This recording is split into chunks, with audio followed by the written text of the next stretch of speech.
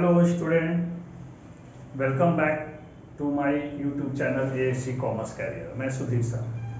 अभी तक हम लोग ने जनरल, लेजर और ट्रायल बैलेंस पढ़ा। अब हम लोग फाइनल अकाउंट पढ़ेंगे। फिर से एक बार देखिए, double account system, double entry system में हम लोग सबसे पहला जो पढ़ते हैं वो है जनरल, और जनरल के हेल्प से हम लोग बनाते हैं लेजर, लेजर के हेल्प से हम लोग बनाते हैं ट्रायल बैलेंस, और अब हम लोग ट्रायल बैलेंस के हेल्प से पढ़ने जा रहे हैं फाइनल अकाउंट। फाइनल अकाउंट को जो हम लोग 3 पार्ट में पढ़ते हैं। फर्स्ट पार्ट जो होता है वो ट्रेडिंग अकाउंट से रिलेटेड होता है। सेकेंड पार्ट जो होता है वो प्रॉफिट एंड लॉस अकाउंट से रिलेटेड होता है, एंड थर्ड पार्ट जो होता है वो बैलेंस शीट से रिलेटेड होता है। आज हम लोग फाइनल अकाउंट पढ़ेंगे।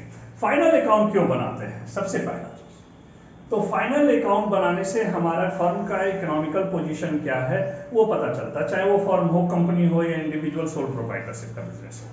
तो सबसे पहले हम लोग जो है जनरल बनाए, जनरल के हेल्प से लेजर, लेजर के हेल्प से ट्रायल बैलेंस, और अब आज के क्लास में हम लोग ट्रायल बैलेंस के हेल्प से फाइनल अकाउंट पढ़ने जा रहे हैं।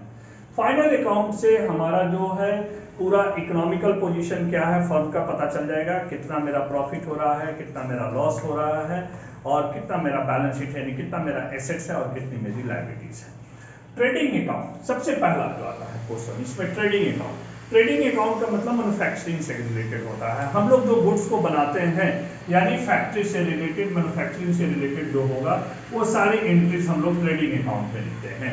सेकेंड पोजीशन में आता है प्रॉफिट एंड लॉस अकाउंट। जब गुड्स हमारा बनकर तैयार हो जाता है तो फिर हम लोग क्या करते हैं कि उस गुड्स को अपने ऑफिस, शोरूम में भेजते हैं, और वहां से रिलेटेड जो भी एंट्रीज होती है वो सब हम लोग जो है प्रॉफिट एंड लॉस अकाउंट में लिखते हैं। और तीसरा जो होता है वो बैलेंस शीट होता है। लेफ्ट साइड और राइट साइड, लेफ्ट साइड में लायबिलिटीज लिखते हैं और राइट साइड में हम लोग एसेट्स को लिखते हैं। अब यहाँ पर सबसे गौर करने वाली बात है कि फैक्ट्री जो भी मैन्युफैक्चरिंग कर रहे हैं उससे रिलेटेड जो भी एंट्रीज होगी उसको हम लोग यहाँ लिखेंगे। ऑफिस, ऑफिस का मतलब है कि जो हमारा ऑफिस, शोरूम, जो शॉप जो होता है उससे रिलेटेड सारी एंट्रीज को, या हम लोग ये कह सकते हैं कि जितने भी डायरेक्ट एक्सपेंसेस हैं वो सबको हम लोग ट्रेडिंग अकाउंट में लिखेंगे, और जो भी इनडायरेक्टेड होंगे उसको हम लोग जो है प्रॉफिट एंड लॉस अकाउंट में लिखेंगे। और ये जो है हम लोग इसको डिटेल्स में पढ़ते हैं। अब हम लोग इसको अलग अलग करके देखेंगे। आपके स्क्रीन पर अब पूरा एंट्रीज आ जाएगी, trading account, profit and loss account और बैलेंस शीट को, तीनों को हम लोग अलग से समझेंगे और एक एक एंट्रीज को समझिए। इसमें ये जो एंट्रीज होती है उसका मीनिंग क्या होता है। बच्चों को बहुत सारे प्रॉब्लम्स होते हैं कि ट्रेडिंग अकाउंट में कौन सा एंट्री लिखे, प्रॉफिट एंड लॉस अकाउंट में कौन सा एंट्री लिखे और बैलेंस शीट में कौन सी एंट्री होनी चाहिए। तो देखिए, सबसे पहले हम लोग जो है ट्रेडिंग अकाउंट का देखेंगे, डेबिट साइड और क्रेडिट साइड। तो ट्रेडिंग अकाउंट में सबसे पहला एंट्री जो हम लोग लिखते हैं वो ओपनिंग स्टॉक। ओपनिंग स्टॉक कहने का मतलब अनसोल्ड गुड्स, जो लास्ट टाइम का गुड्स, लास्ट ईयर का गुड्स हमारे पास बैलेंस बचा हो उसको हम लिखेंगे ओपनिंग स्टॉक। उसके बाद से हम लोग एंट्री करते हैं परचेजेस की, जो गुड्स हम लोग परचेस करते हैं मैन्युफैक्चरिंग के लिए जो परचेस करते हैं, और कभी कभी क्या होता है कि गुड्स डिफेक्टिव हो जाए या किसी भी रीजन से हम लोग उसको रिटर्न कर दे, तो उसके लिए हम लोग परचेज रिटर्न या रिटर्न आउटवर्ड लिखते हैं। ये ध्यान देंगे आप लोग, थोड़ा सा आराम से इसको देखेंगे। परचेज में से परचेज रिटर्न, परचेजेस में से लेस करेंगे परचेज रिटर्न, और या परचेज रिटर्न को ही रिटर्न आउटवर्ड भी कहा जाता है, रिटर्न आउटवर्ड। ये ध्यान रखेंगे, रिटर्न आउटवर्ड। रिटर्न आउटवर्ड का मतलब कि परचेस किए तो गुड्स आया, और आउटवर्ड का मतलब जाना। इसी तरह से जब आप क्रेडिट साइड में देखेंगे कि सेल्स होगा, तो सेल्स जहां होगा तो उसके साथ हम लोग लिखेंगे सेल्स रिटर्न, या रिटर्न इनवर्ड। ये ध्यान दीजिएगा, रिटर्न इनवर्ड, रिटर्न आउटवर्ड। जैसे आप लोग किसी हॉल में जाते हो, मूवीज देखने जाते हो, तो आप लोग देखते होंगे दरवाजे के ऊपर लिखा रहता है इन और आउट। परचेस का मतलब हमने गुड्स खरीदा तो गुड्स आया, और जब रिटर्न करेंगे तो बाहर जाएगा, इसलिए रिटर्न आउटवर्ड। और सेल्स का मतलब हमने जो गुड्स सेल किया तो गुड्स तो हमारे पास से बाहर चला गया, और रिटर्न इनवर्ड मींस बाहर से आना। तो ये ध्यान रखना है, इनवर्ड और आउटवर्ड, इसमें कंफ्यूजन नहीं होना चाहिए। उसके बाद से अब डेबिट साइड में तीसरी एंट्रीज जो है वो है वेजेस। वेजेस का मतलब मजदूरी, जो लेबर, जो मेंटल वर्क करते हैं उनको सैलरी मिलता है। ध्यान रखिएगा, यहाँ वेजेस है यानी फिजिकल वर्क करने वाले को मिलता है, या आप देखोगे कि वेजेस एंड सैलरी भी क्वेश्चन में कभी कभी होता है। इसके बाद कैरेज, कैरेज इनवर्ड या कैरेज ऑन परचेज। कैरेज मतलब भाड़ा, आप कहीं से गुड्स को लाते हो तो उसके लिए जो एक्सपेंस करते हो, जो वो freight and cartage, heating and lighting. कभी कभी फैक्ट्रीज में किसी को देखोगे कि हीटिंग की जरूरत होती है, जैसे रड है, आयरन है मोटा, उसको हमको टेढ़ा करना है तो उसकी जरूरत पड़ती है। मोटिव पावर, पावर इलेक्ट्रिसिटी की जरूरत पड़ती है, लेकिन फैक्ट्री में बहुत हेवी इलेक्ट्रिसिटी की जरूरत पड़ती है, इसीलिए उसको कहते हैं मोटिव पावर। जैसे आप लोग देखते होंगे कि एक आपको कोई फंक्शन छोटा सा आपके घर में होता है, तो आप जो इलेक्ट्रिसिटी कंज्यूम करते हो वो कम होता है। जैसे बर्थडे पार्टी हो गया, या आपके घर में कोई एंगेजमेंट की पार्टी हो गई, तिलक का पार्टी हो गया, तो उस समय आपके यहाँ लाइन ना कट जाए, इसके लिए हम लोग क्या करते हैं कि जनरेटर मंगाते हैं, कि अगर लाइन कट जाएगा तो एक जनरेटर आएगा और वो हमारा पावर सप्लाई करेगा। लेकिन यही जब शादी विवाह होता है, जब शादी होता है, रिसेप्शन होता है, तब क्या होता है कि बहुत हेवी पावर की जरूरत होती है, क्योंकि आप जब स्टेज देखते हो उस पर बहुत सारी लाइट लगी रहती है, तो वो एक जनरेटर से काम नहीं चलने वाला है। तो वहां पर हम लोग 3, 4, 5 जनरेटर या बहुत बड़ा सा जनरेटर आता है। तो इसी तरह से फैक्ट्रीज में जो मशीनें होती है उनको बहुत फोर्स की जरूरत होती है, तो इसीलिए इसको कहा जाता है motive power. Direct expenses, direct expenses या मैन्युफैक्चरिंग एक्सपेंसेस लिखा होगा, मैन्युफैक्चरिंग वेजेस, मैन्युफैक्चरिंग रेंट, ऑक्ट्राइज। ऑक्ट्राइज देखते हैं आप, जब हम लोग एक बॉर्डर से दूसरी बॉर्डर को क्रॉस करते हैं, एक स्टेट से दूसरे स्टेट में जाते हैं, तो हम लोगों को जो टैक्स लगता है, जैसे टोल प्लाजा पर लगता है, उसी को कहते हैं octroi. Manufacturing expenses, manufacturing wages, factory expenses, factory lighting, जितने भी वो एक्सपेंसेस हो, और उसके पहले अगर फैक्ट्री और मैन्युफैक्चरिंग लिख दिया है तो वो हम लोग ट्रेडिंग अकाउंट में लिखते हैं। उसके बाद से आप देखोगे import duty, custom duty, excise duty, royalty, royalty charges on purchase, dock charges. Dock charges जब आप शिप से गुड्स को बाहर से मंगाते हो, और जो वहां पर जैसे रेलवे स्टेशन होता है उसी तरह से वो शिप का स्टेशन होता है, समझ जाओ, इसलिए उसको कहते हैं dock charges. Oil, grease, gas, water, ये सारी चीजें जो होती है ये फैक्ट्री से रिलेटेड होती है। फैक्ट्री इंश्योरेंस, ये सब डेबिट साइड का एंट्रीज को करने के बाद अब क्रेडिट साइड में, जैसा कि बताया मैंने, सबसे पहला एंट्री सेल्स की होती है, और उसके बाद उसमें से सेल्स रिटर्न वो जो होता है या रिटर्न इनवर्ड उसको माइनस करते हैं, और सबसे लास्ट में हम लोग क्लोजिंग स्टॉक लिखते हैं। जब ये मेरा ट्रेडिंग अकाउंट की एंट्रीज पूरी हो गई, उसके बाद इस तरह से आप लेजर में बैलेंस निकालते हो, तो फिर हम डेबिट साइड और क्रेडिट साइड का बैलेंस करेंगे, और जिस साइड भी शॉर्ट करेगा, सपोज करो क्रेडिट साइड एक्सेस हो गया तो डेबिट साइड शॉर्ट करेगा, तो लास्ट में हम लोग लिखेंगे ग्रॉस प्रॉफिट। और जब डेबिट साइड एक्सेस हो जाएगा और क्रेडिट साइड शॉर्ट कर जाएगा, तब हम लोग क्रेडिट साइड में बैलेंस लिखेंगे आपको ग्रॉस लॉस। अब हम लोग आपको आगे चलेंगे, और अगला एंट्रीज जो होगा वो हम लोग प्रॉफिट एंड लॉस अकाउंट से रिलेटेड है, जो आपके स्क्रीन पर आ गया है, प्रॉफिट एंड लॉस अकाउंट, उसको आप देखेंगे।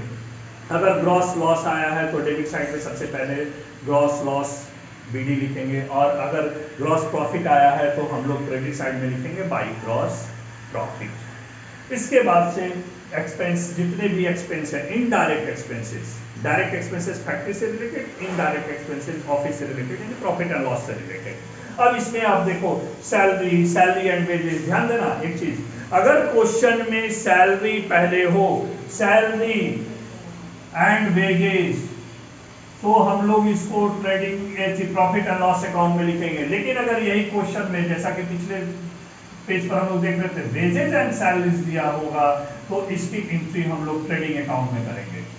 और अगर सैलरीज दिया हो और उसके बाद वेजेस दिया हो, तो इसकी एंट्री हम लोग प्रॉफिट एंड लॉस अकाउंट में करेंगे। इस चीज को आप लोग ध्यान रखना, इसमें बहुत सारे स्टूडेंट को कंफ्यूजन होता है, कंफ्यूजन नहीं होना चाहिए।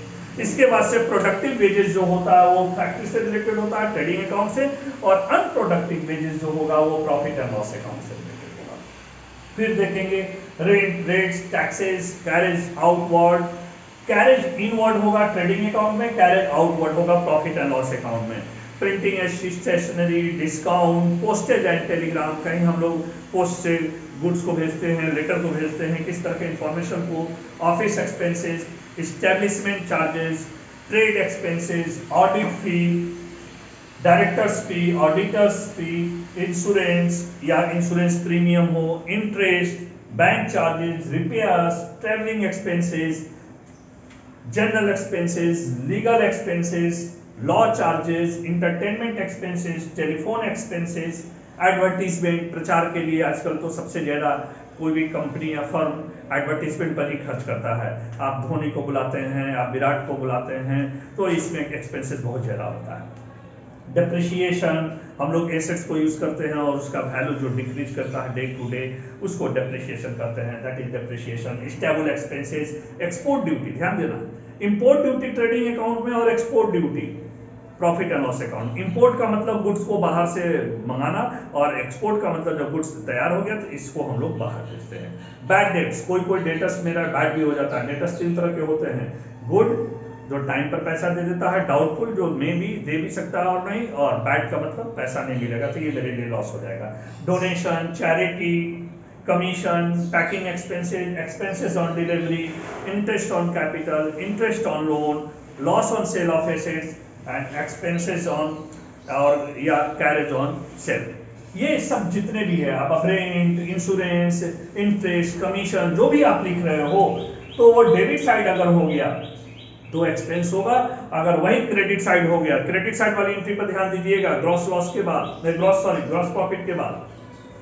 कमीशन रिसीव, कमीशन पेड था तो डेबिट, कमीशन रिसीव हो गया तो credit. Discount paid, debit, discount receive credit. Rent paid, debit, rent receive credit. Interest on investment, income from investment, interest receive. Apprentice premium, reserve for discount on creditors, bad debts recover, bad debts receive, accrued income, ऐसे income जो अभी हमको नहीं मिले हैं बाद में मिलेंगे, उसकी बात हम लोग करेंगे। Profit on sale of assets, dividend receive, dividend on share, income from any other sources, किसी भी अदर सोर्सेस से हो, या मिसलेनियस रिसीव।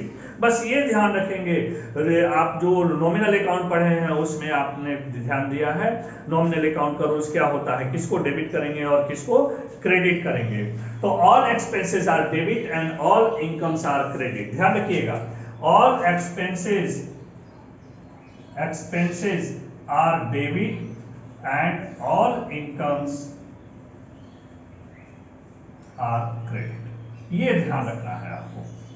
अब इसके बाद हम लोग अगला बैलेंस शीट को देखेंगे। अब आपके स्क्रीन पर देखिएगा बैलेंस शीट का एक फॉर्मेट आ गया।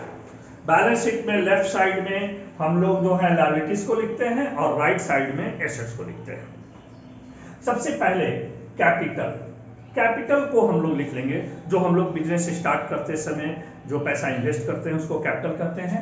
और पीछे प्रॉफिट एंड लॉस अकाउंट में जो भी बैलेंस आया था उसको नेट प्रॉफिट, अगर डेबिट साइड सॉर्ट करता है तो कहते हैं, और क्रेडिट साइड सॉर्ट करता है तो नेट लॉस आता है। तो अगर वहां पर नेट प्रॉफिट आया है तो कैपिटल में ऐड कर लीजिएगा, और नेट लॉस आएगा तो उसको लेस कर दीजिएगा। इंटरेस्ट ऑन कैपिटल, कैपिटल पर इंटरेस्ट भी पे करना पड़ता है, इसलिए इंटरेस्ट ऑन कैपिटल को हम लोग क्या करते हैं, ऐड कर लेते हैं, क्योंकि ये मेरे लिए जो है लायबिलिटीज है, मतलब मेरे लिए करने का मतलब फर्म के लिए। ड्रॉइंग्स, हमने पर्सनल यूज के लिए पैसा को विड्रॉ किया फर्म से, और इंटरेस्ट ऑन ड्रॉइंग्स वो सब लेस हो जाएगा, और इनकम टैक्स भी लेस हो जाता है। ये हम लोग एक साथ कर सकते हैं इसको। इसके बाद से creditors, Sunday creditors, trade creditors, creditors किसी भी तरह का क्रेडिटर्स हो।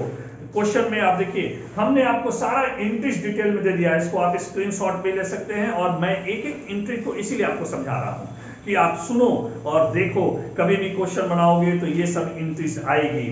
तो क्रेडिटर्स हो, संडे क्रेडिटर्स हो, ट्रेड क्रेडिटर्स हो, सबका मतलब एक ही होता है, बैंक ओवरड्राफ्ट। बैंक ओवरड्राफ्ट का मतलब क्या होता है? ओवर का मतलब ज्यादा, हमने बैंक से ज्यादा पैसा निकाल लिया। जैसे आप देखते हो डेबिट कार्ड और क्रेडिट कार्ड।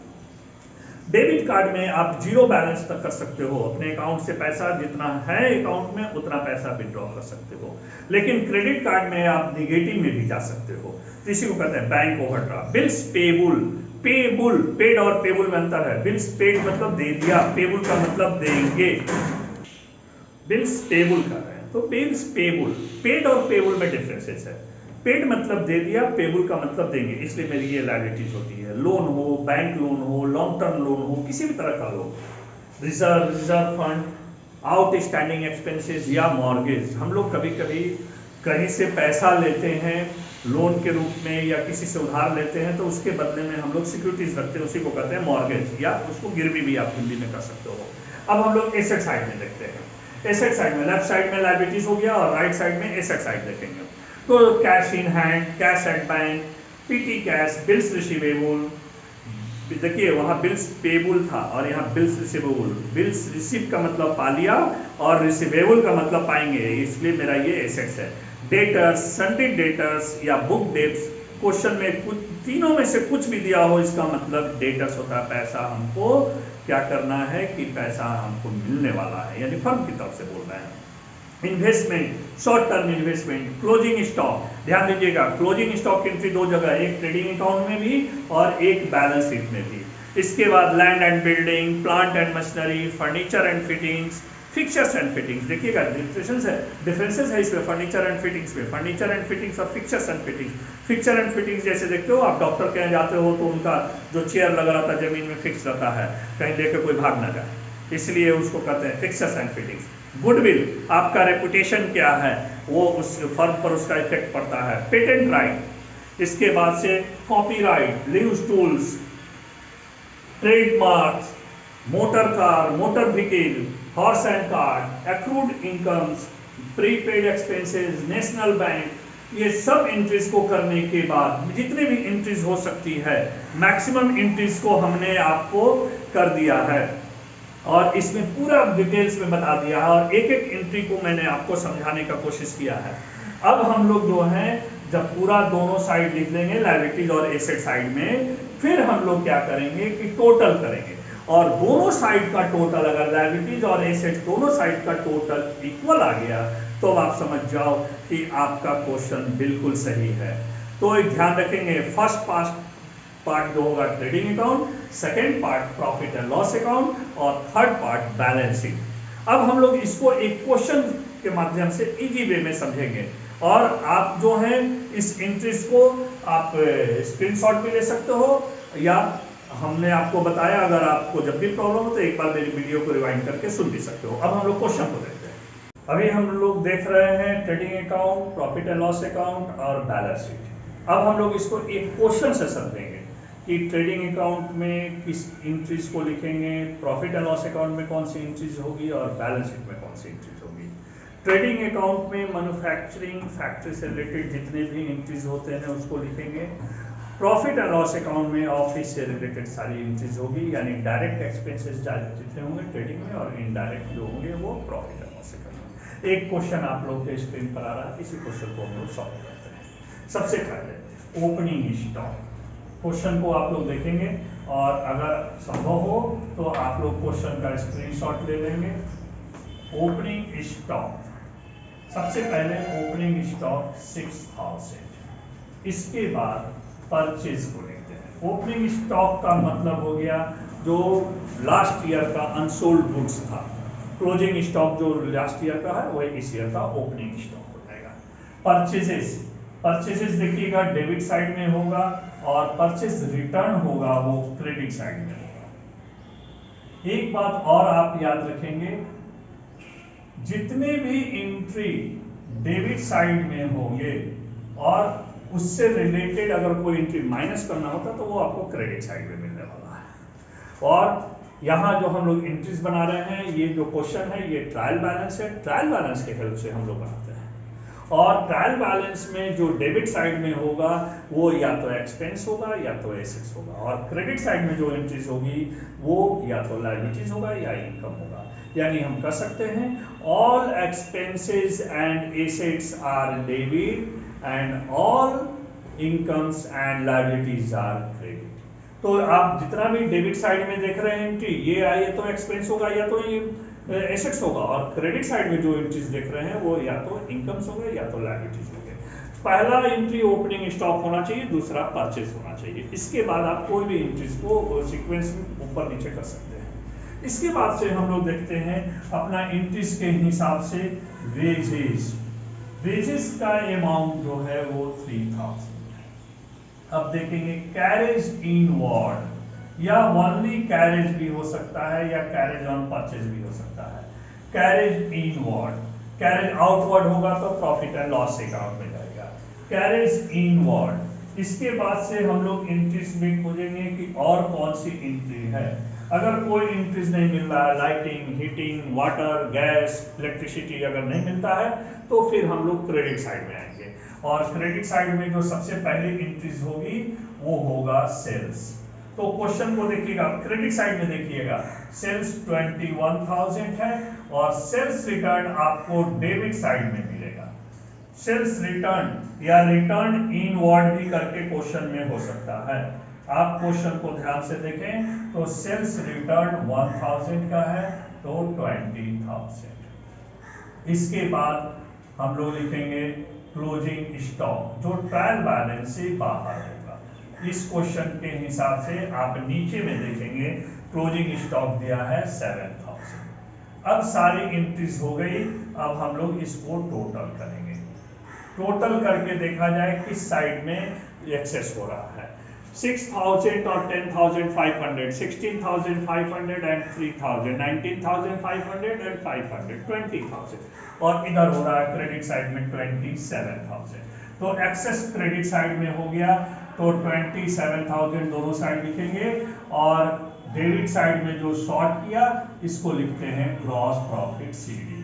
तो 20 हो रहा था तो 27,000 से 20,000 को माइनस करने के बाद बैलेंस 7,000 का है, यानी एक lump sum profit. Gross profit means एक लमसम प्रॉफिट हमको ट्रेडिंग अकाउंट बनाने से पता चल गया। अब इसको हम लोग ट्रांसफर करेंगे प्रॉफिट एंड लॉस अकाउंट में। Gross profit BD 7,000। जिस तरह से आप लेजर बनाते थे और वहां पर सीडी और बीडी यूज करते थे, सेम वही यूज हम लोग यहाँ भी करने वाले हैं, सीडी और बीडी। तो gross profit CD, gross profit BD. अब फिर क्वेश्चन में देखिए जितने भी एक्सपेंसेस, इनडायरेक्ट एक्सपेंसेस है वो सबको डेबिट साइड में लिखेंगे। क्वेश्चन के अकॉर्डिंगली ऊपर से ही आप देखते चले। सबसे पहले इस क्वेश्चन के हिसाब से कैरेज आउटवर्ड, कैरेज आउटवर्ड 800। उसके बाद से देखिए क्या एंट्रीज है, इंश्योरेंस, इंश्योरेंस का अमाउंट देखिए 200। फिर क्या एंट्रीज है, सैलरीज, सैलरीज कितनी है तो 1000। नेक्स्ट एंट्री सैलरीज के बाद कमीशन, देखिएगा कमीशन डेबिट साइड दिया है और तो डेबिट साइड में लिखेंगे। अगर यही कमीशन क्रेडिट साइड में होता तो हम क्रेडिट साइड में लिखते हैं। कमीशन के बाद जो एंट्रीज है, इंटरेस्ट, इंटरेस्ट 100। फिर इंटरेस्ट के बाद है printing and stationery, printing and stationery 200। Trading expenses, trading expenses का अमाउंट जो है वो 300। Next rent and taxes, rent and taxes 400। और एंट्रीज देखिए डेबिट साइड में, और अगर डेबिट साइड में कोई एंट्रीज नहीं होती तब हम क्रेडिट साइड में देखेंगे। इस क्वेश्चन के अकॉर्डिंग क्रेडिट साइड में कोई भी एंट्रीज नहीं है तो हम लोग इसको टोटल करेंगे।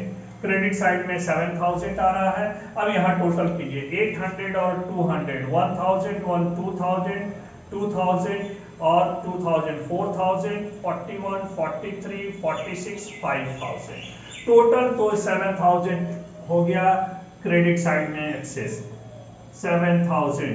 तो जो लास्ट में एंट्रीज बचेगी उसको हम लोग लिखते हैं यहाँ बैलेंसिंग फिगर को नेट प्रॉफिट। तो 5000 आया और 5000 7000 से माइनस करने के बाद 2000 आया। तो फिर से ध्यान दीजिएगा, इस साइड में जितने भी एक्सपेंसेस है उसको हम लोग लिख रहे हैं। इस क्वेश्चन में कोई भी इनकम आइटम है नहीं, इसलिए सिर्फ ग्रॉस प्रॉफिट रहेगा। और अब हम लोग इसके बाद अगला पेज देखेंगे बैलेंस शीट। अब हम लोग बैलेंस शीट देखते हैं। Balance sheet of Ram as on 31 December 2020। इसमें डेबिट और क्रेडिट नहीं लिखा जाता है, लेफ्ट साइड में लायबिलिटीज और राइट साइड में एसेट्स। अब आप एक चीज ध्यान देना, यहाँ एज ऑन या एज एट लिखा जाता है क्योंकि बैलेंस शीट पर्टिकुलर एक दिन का बनता है जो फाइनेंशियल ईयर का जो लास्ट डे होता है। आप इसके पहले जो ट्रेडिंग और प्रॉफिट एंड लॉस अकाउंट जो हम लोग बनाए उसमें आप लोग देखें कि फॉर द ईयर एंडिंग लिखा जाता है क्योंकि वो 1 जनवरी से लेके 31 दिसंबर तक अकॉर्डिंग टू क्वेश्चन। ये क्वेश्चन जो है 31 दिसंबर को एंड हो रहा है ईयर, इससे अगर आपका 31 मार्च को ईयर एंड हो रहा है तो 1 अप्रैल से नेक्स्ट ईयर 31 मार्च तक लेंगे। तो ध्यान रखिएगा, ऑब्जेक्टिव क्वेश्चन आता है, आप फ्यूचर में कहीं इंटरव्यू में जाएंगे तो आपसे पूछा जाता है बैलेंस शीट कितने दिनों के लिए बनता है, बैलेंस शीट 1 डे के लिए बनता है, ये याद रखिएगा। अब हम लोग देखेंगे नेट प्रॉफिट 2000 आया। अब लायबिलिटी साइड में हम लोग शुरू करते हैं। सबसे पहले हम लोग कैपिटल लिखते हैं। कैपिटल हमारा कितना दिया हुआ है 20,000। अभी हम लोग नेट प्रॉफिट बनाए तो उसमें नेट प्रॉफिट 2000 आया, तो नेट प्रॉफिट 2000, तो टोटल हो गया 22,000। अंदर नहीं लिखिएगा क्योंकि हो सकता है इससे रिलेटेड और भी इंट्रीज हो। नेट लॉस तो होगा नहीं, जब नेट प्रॉफिट हो गया तो नेट लॉस हो नहीं सकता है। अब देखिए ड्राइंग्स, तो ड्राइंग्स अपोजिट साइड में मिलेगा, ड्राइंग्स डेबिट साइड में मिलेगा क्योंकि ये लायबिलिटीज क्रेडिट साइड में होता है ट्रायल बैलेंस के, तो ड्राइंग्स डेबिट साइड में होता है। सबसे पहला एंट्री देखिएगा ड्राइंग्स 2000 दिया है। क्वेश्चन में इनकम टैक्स वगैरह नहीं है तो इंटरेस्ट और ड्राइंग्स नहीं है, तो जो भी ऐड लेस करना है करके फिर हम लोग इसको अमाउंट वाले कॉलम में लिखेंगे। अब उसके बाद एंट्रीज देखते हैं क्या है। क्रेडिटर्स, क्रेडिटर्स का अमाउंट है 3000 और bills payable, bills payable, bills payable भी 3000 है। बैंक ओवरड्राफ्ट, रिजर्व फंड और कोई भी इंट्रीज इसमें नहीं दिया हुआ है, लोन वगैरह। तो अब हम लोग आएंगे एसेट साइड में। तो एसेट साइड में क्वेश्चन के डेबिट साइड में आपको देखना होगा, लायबिलिटीज के लिए क्रेडिट साइड देखें और इसके लिए डेबिट साइड देखना होगा। तो कोई भी सीक्वेंस में भी लिख सकते हैं, हम बाद में आपको बताएंगे कि बैलेंस शीट का फॉर्मेट जो होता है उस फॉर्मेट में जो रिवाइज फॉर्मेट है उसमें कैसे लिखेंगे, लेकिन 11th क्लास में आप किसी को भी लिख सकते हैं ऊपर नीचे। सबसे पहले हम लोग देखा जाए कि कैश या कैश इन हैंड है क्या क्वेश्चन में, तो कैश और कैश इन हैंड नजर आ रहा है, कैश इन हैंड नजर आ रहा है और कैश एट बैंक भी नजर आ रहा है। कैश इन हैंड है 1000 का और कैश एट बैंक जो है वो है 2000 का। इसके बाद एंट्रीज हम लोग देखते हैं, तो इसके बाद एंट्रीज नजर आ रहा है plant and machinery, plant and machinery. तो प्लांट एंड मशीनरी 4000 है। फिर land and building, land and buildings का अमाउंट 5000 है।